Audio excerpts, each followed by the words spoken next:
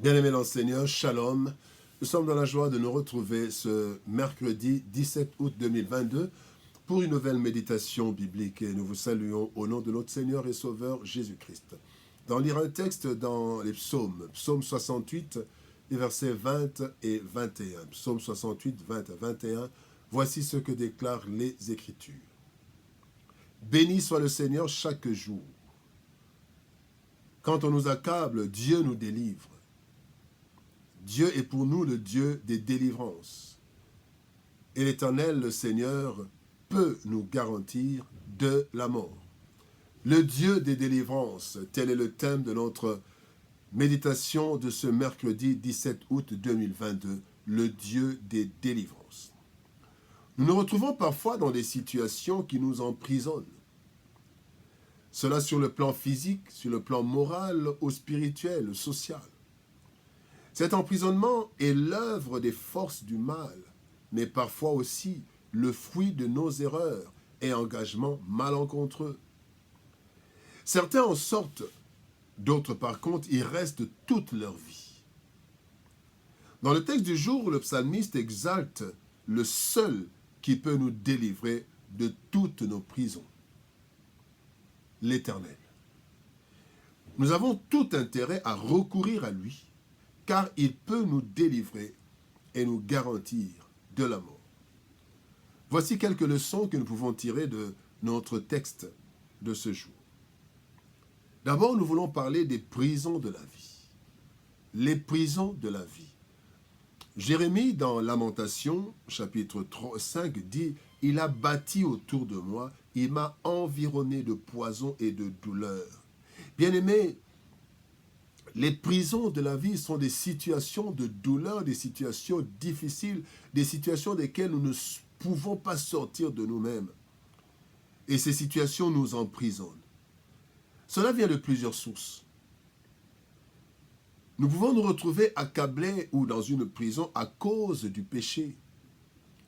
À cause de notre péché, nous pouvons nous retrouver dans une prison comme David.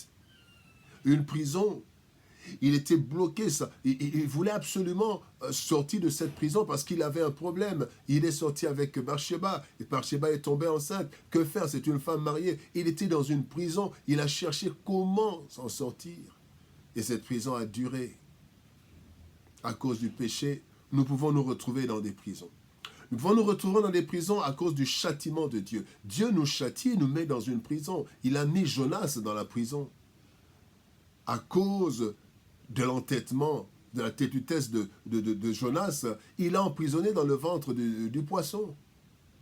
Jusqu'à ce que Jonas comprenne et il a fait sortir. Nous pouvons être dans une prison à cause de la méchanceté des hommes. La méchanceté des hommes. Les hommes peuvent nous faire du mal, peuvent créer des situations telles que nous sommes dans une prison. Ils peuvent le faire d'une façon maléfique, ils peuvent le faire par le détournement, par la mauvaise gestion, par l'injustice des hommes, par la méchanceté, nous nous retrouvons dans des prisons. Nous pouvons nous retrouver dans des prisons à cause des erreurs commises par nous ou par les autres.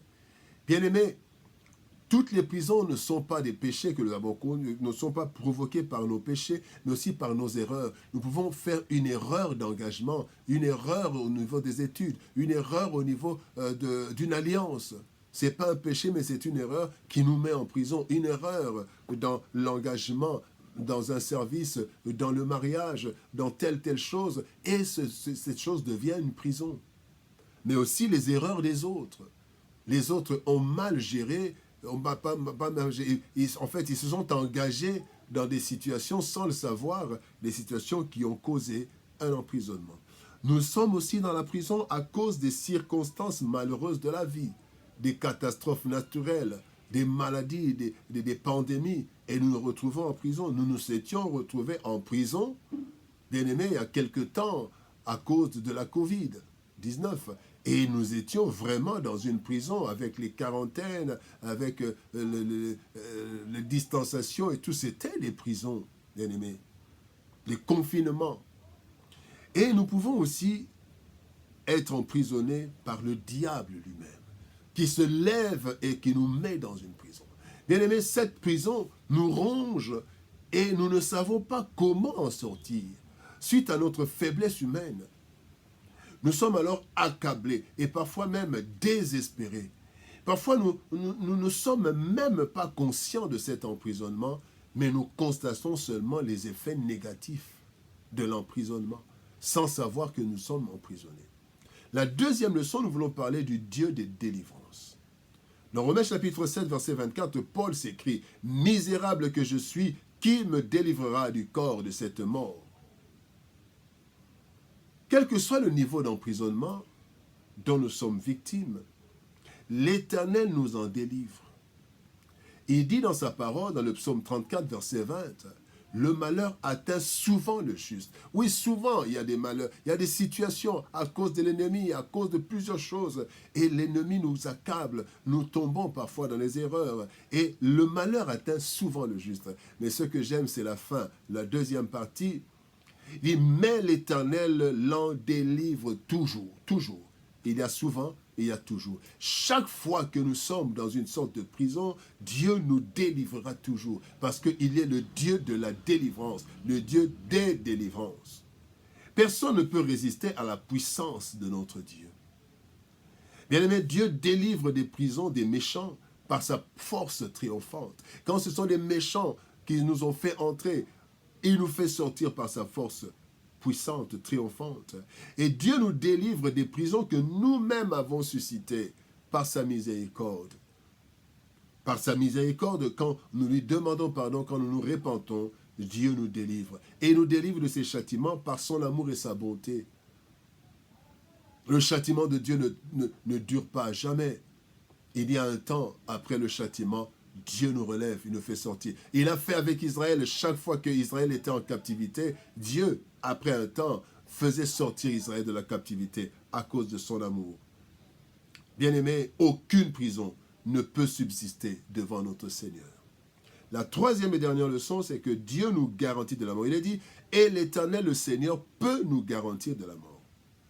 Dans Jean chapitre 11, verset 26, la Bible dit, quiconque vit et croit en moi ne mourra jamais. Bien-aimé dans le Seigneur, certaines prisons conduisent à la mort physique.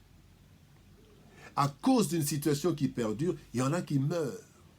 Comme dans les prisons, il y en a qui meurent.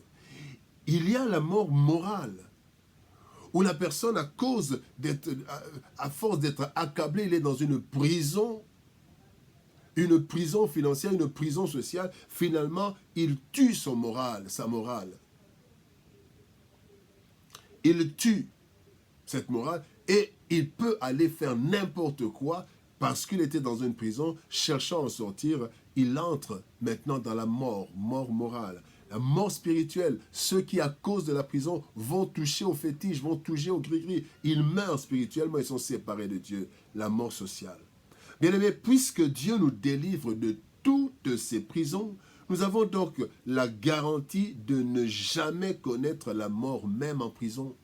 Nous pouvons être dans des situations très difficiles, mais nous ne mourrons pas. Notre foi ne s'éteindra pas. Dieu gardera notre foi, il gardera notre vie, même en prison. Il l'a fait avec Joseph. Joseph en prison.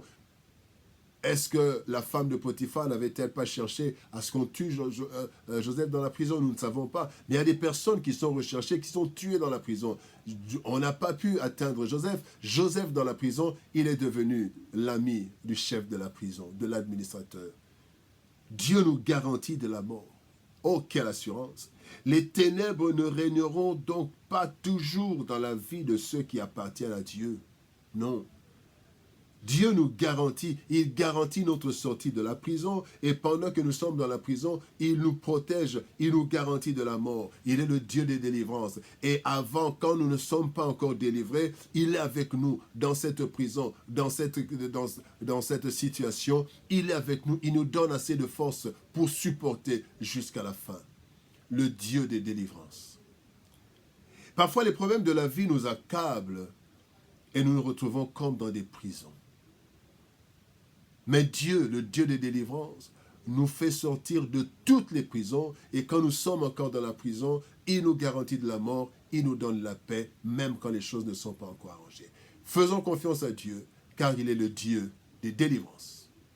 Que Dieu nous bénisse. Shalom. Au revoir et à demain.